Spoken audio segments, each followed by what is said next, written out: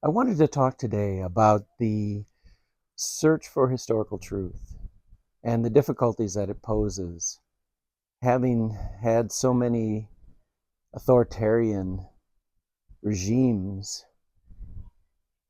dealing with the passage of history forward. Let's look at the Roman Empire, for example. For instance, Constantine declared Christianity to be the official language of the Roman Empire. And this had consequences.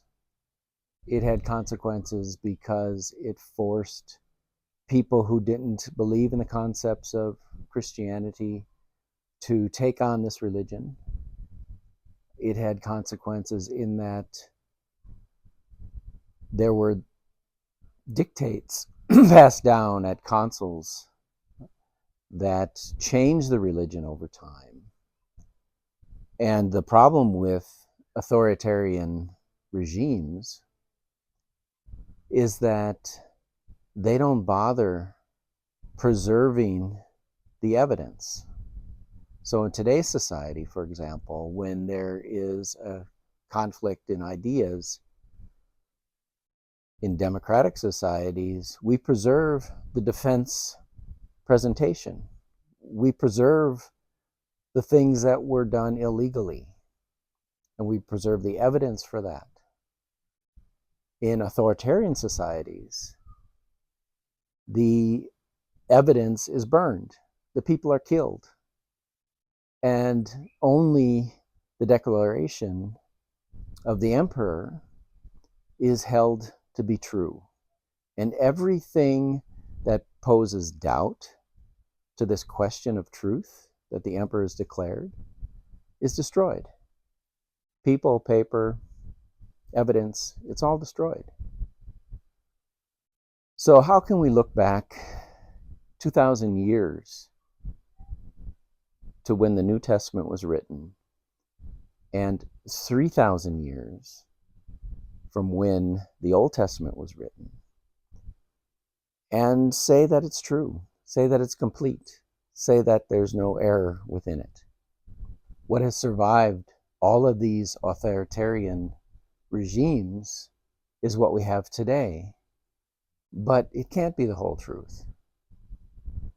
For instance, after Constantine declared Christianity a national or the religion of the empire, he also brought in the concept of the Trinity into the empire.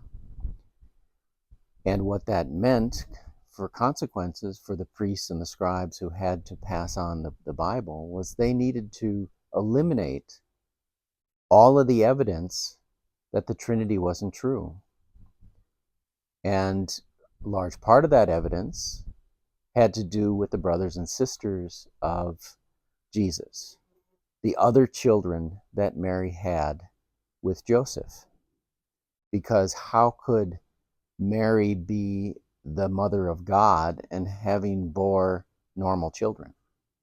So all evidence of these children were eliminated. And for instance, the Emperor Constantine, he declared that the belief in the pre-existence of the soul was heresy. And so all evidence of the pre-existence of the soul was destroyed. And we only have fragments of the comments that Jesus makes about the eternal nature of the soul, but evidence we don't have. The other thing that Justinian declared as heresy was the concept that all of the fallen angels would one day return to heaven. Now, why is it that the Emperor of Rome made these two declarations? No pre-existence of the soul, and all of the souls will not eventually be restored. And it's because it backed up his claim of eternal damnation. And this tool of eternal damnation was used throughout the Roman Empire to kill the infidels, those who didn't believe in what the Roman Empire taught. Eternal damnation was the justification given to the Crusaders, given to the Inquisitors, to go out, root out the heresy, and kill the heretics. Well, that has nothing to do with what Jesus taught. It has nothing to do with the Old Testament taught. But they had twisted the religion so much that they got people to believe in killing the infidel. The same thing happened in the Muslim religion. I mean, it's how authoritarian regimes work.